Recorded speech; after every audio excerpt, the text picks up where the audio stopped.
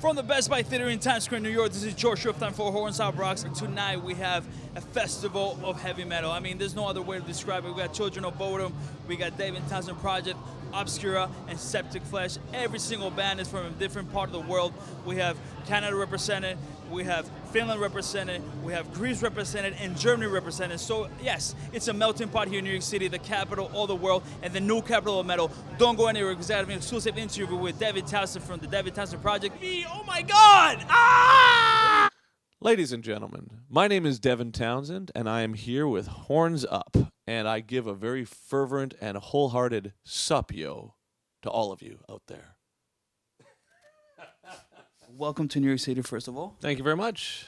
Devin, I mean, honestly, since you started in the early 90s, you're always reinventing yourself as a musician, as a producer. And why don't you take us into the start of your career? What was inspiring you at the time when you said, I want to do music as a living? I don't think I ever really made the decision to do it as a living. It just kind of snowballed into it, right? I mean, I remember your high school counselor just saying, find the thing that you enjoy and then see if you can make a living doing that. And I always just found that the way I processed my environment ended up in some sort of musical or creative form. And through a series of lucky events and a lot of hard work, I think I've just found myself doing something that I love, and it's awesome. See, when you started strapping on that, it was different than what was going on at the time. Well, strangely, when I first started strapping on lead, no one cared. I remember the first record, Heavy is a Really Heavy Thing. When we had the first SoundScan charts, I think it sold like under 100 copies. And I think that any project that you invest a decade into, if it's got something about it that's good, is eventually going to be seen in some form or another. And then once it disbands, it's inevitable that it's going to be viewed as being much bigger and in some cases more important than it actually was, right? Strapping was a very important thing to me, but, to be very clear, it was never a big band, and specifically in the beginning, we had more problems getting Strapping off the ground than, any of these other projects that we've done because it was trying to break away from Steve Vai, and so now in a similar way, I'm trying to break away from Strapping, and not because I dislike it or I want to discredit it, but times change, right? So right now I'm just going through the legwork as an artist to try and present my current vision of what's important to me in a way that people will appreciate and hopefully enjoy. And on this particular tour, that involves me just beating people over the head with it, and I'm okay with that too. And what you just did with the two releases of Ghost and Deconstruction is, you said before, one is pretty, let's say, heavy metal oriented. The other one is completely different. You brought in the Prague Philharmonic to do part of, be part of the project. Sure. And honestly, I think you as a musician, as an artist, that's what keeps you on your toes and what keeps you happy also because you're doing things that nobody really is doing.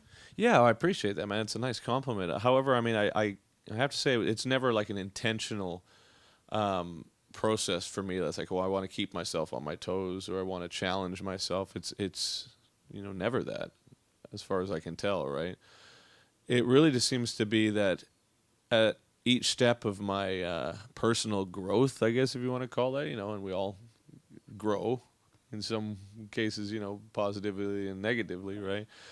But whatever the case is for me, whichever direction I go, it brings a slew of new music, as it always has. And so when that music comes, I let it dictate what it wants. When I was writing Deconstruction, it surprised me as much as it surprised some other people when I started getting it out of my system and I realized that it was going to end up representing this certain element of my process. And then it just seemed really obvious that, it was important to get like orchestra and elements like that could be construed as being like I'm trying to challenge myself, but it just seemed appropriate. And same with like the flute and Ghost or, a different drum approach in Key and the electronics and Addicted. I let it dictate what it wants to, and then I just kind of do the legwork to make it happen. And now you were just showing me a video that you've been working with David Broadsky from My Good Eye Productions. When can people expect to see that? Well, the thing that makes Dave so awesome is that he puts his heart and soul into it and does it, in a very grassroots way, such as myself. And he's a one-man show at this point. So he can take as long as he wants. You know what I mean? I would say by the end of the month, but you know, he's Dave Broadsky, man. He could give it to me 2 years from now, and I'd be happy, right? I mean, metal scene in Canada, as you know, it's exploding. It's been very relevant for a long time. Really? When you were doing it, when you started it, who were the bands out there that you saw, you know, like, In okay, Canada? yeah. So I really like the punk rock scene, right? And elements of that kind of happened in Canada. You know, like I really liked No Means No from Victoria, and you know, there's a bunch of other things like, you know, Dayglow Abortions and a lot of bands that had that kind of do-it-yourself aesthetic and like a real Canadian sort of front to it as well. And you know, more recently with like the Propagandhi and all that sort of stuff, right? And in terms of metal, I mean, I played metal because I think I had some sort of technical faculty, but it was never, you know, it was never like, oh, you know, I really backed this Canadian metal band or whatever. In fact, at this stage of my life, I very rarely listen to metal or punk rock or any of that, to be honest. But if I had to name some Canadian metal acts, I mean, I don't know, man. You know, I like the Cowboy Junkies from Canada, and they're very far from metal, right? So with that said, what's in your iPod? If I crank your iPod right now, what would I find in there? You'd find some black metal, and you'd find some Lady Gaga, and you'd find some Beyonce, and you'd find some Tiesto, and some Deadmau5, and some Ween, and some Young Gods, and some, you know, Merkskog, and Shining, and Cop Shoot Cop, Grotus, Stravinsky, Frank Zappa, Andrew Lloyd Webber, Trevor Horn, Ravi Shankar. All, you know, whatever direction I can go, I like whatever I listen to before the next one is usually what I don't want to listen to again. So, And as far as your, you know, thought process, your musical process, is it, you know, like by now you know you never went for a formula. So when you're creating in the studio, and you said you have your own studio, so you have the flexibility of doing music whenever you want. Sure. Well, what do you find your inspiration to what you write and what you do? Well, I never think about writing anymore, right? I tend to just go on autopilot, and I've got a little like home studio that I work in, but I mean when I record, I'm in, you know, there's a studio in Vancouver that I really like called The Factory. It's, you know, relatively inexpensive, but it's got, you know, my gear is like, you know, home recording crap, right? But when I'm writing, I tend to either put on a movie or, you know, do something else, you know, and so it lets one side of my head just kind of like create while the other one pays attention to other things. Like I focus on the process, but never to the exclusion of everything else. I find I do my best writing when I'm engaged with other things, and therefore the music becomes almost like a soundtrack to whatever's going on, right? So if you're watching a movie and it's like a romantic movie, it's like the notes that you choose end up being, at least in most cases, or in the optimal case, kind of a sonic representation of whatever you're feeling, right? And so I don't know. I find for me inspiration is like, all right, now, you know, I write 2-3 songs a week, I guess. Always do. So I got dozens of songs, right? Still, right? And a lot of them are crap, but you know, I don't really discern that. I just like, okay, well, this is what, you know. That was last night's, right? But I don't know where it will go, but I'll record it. You know what I mean? And then when it comes time to record an album or like assemble an album, I'll go through dozens of songs and demos. I'll be like, I like this one, I like this one, I like this one. Let's, you know, try and elaborate on that, and then it becomes an honest representation of which direction life has led me, as opposed to me trying to steer the boat in a direction that isn't either comfortable or appropriate, right? Before we got out of here, we're here in New York City. I know for every artist that comes to New York, it's always a special event. It's always a special place to be. I mean, we're writing Times Street, which is kind of surreal. I'm sure when you started, I was like, you know, it's one of those places that one day maybe I'll play there. But here we are.